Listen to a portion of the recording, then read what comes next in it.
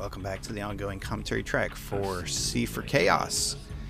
This is writer-director JT McRoberts, and this is episode 10, Trapped in the Lair of the Numbers Killer. Kind of hits the nail on the head, which is fine. We want people to know that they can click on this particular episode and jump right into some interesting slashery action.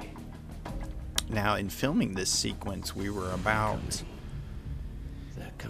a year and a half into production, and it had been quite a long journey up to then, and I was very excited to finally get to this sequence. And I actually did not know how we were going to shoot it until we arrived there on the day. Obviously the script was completed, but I didn't know how it was going to work inside the location. And once Brent was able to secure this metal shop for us, his father's metal shop, you know, we walked in and we said, okay, well, we can put somebody here, we can shoot this from there and that from there, and the whole thing kind of came together. And I actually sat down as soon as we got to the set and I storyboarded the entire sequence. Came up with about a page and a half of storyboard angles. Showed it to Gio, the camera operator, showed it to Julie here, the actress, and we were off and running. And Julie just did a phenomenal job there. She was actually chained up to one of the water pipes there, and as she was kicking and pulling her way out, she broke the pipe, and water just started spraying all over her. That was real.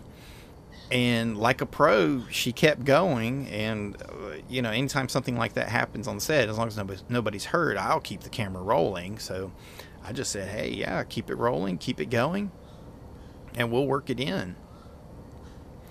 So when she was last seen, she had, we had presumed she was dead because the rest of her friends were killed by the Numbers Killer, and she was attacked. So we really had no idea. And here she reappears, and she finds herself inside the lair of the Numbers Killer. And the idea is that she's been held captive for several days and has just now managed to kind of break free and is trying to make her way out. So, and this the metal shop is just such a great set. I mean, for a horror film, it's just so grungy and dilapidated and worn out, and it really looks lived in, and it just looks like just so many horrible things could have happened in here. Here we have the wonderfully cheesy effect of putting the light and smoke directly behind our killer to make him look ominous. But I love this shot where he comes walking in. The characterization of the Numbers Killer kind of shifted and changed during the course of filming. I wanted him to be a little bit more like a Nazgul and be kind of twisted and broken.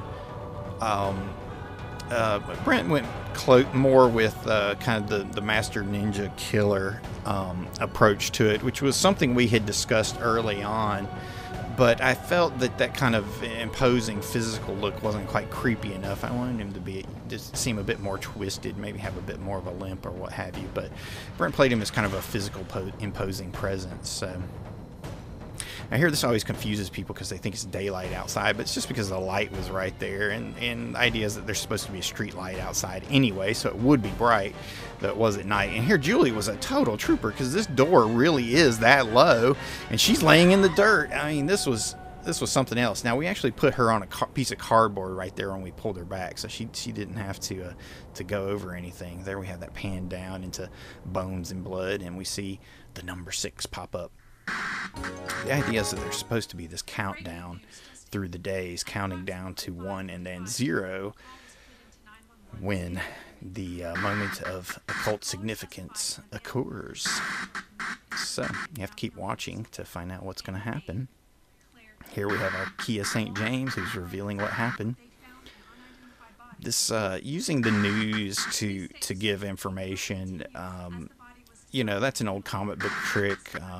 One probably popularized the most by Frank Miller's work on the seminal Dark Knight Returns book that came out in the late 80s.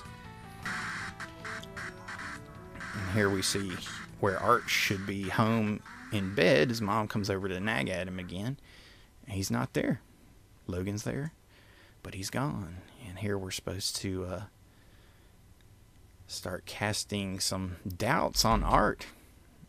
Perhaps he's the numbers killer. Who knows? You'll have to keep watching in order to find out. Thanks for listening. See you next time, guys. Make sure you go to Amazon, buy a copy of Tales from Mutantville. Show us some love, show us some support. Hopefully we'll return it in kind. We'll see you next time. Remember, we're busy creating our latest and greatest films. Your comments and interests are essential in motivating us to keep this web series coming out every 2 weeks.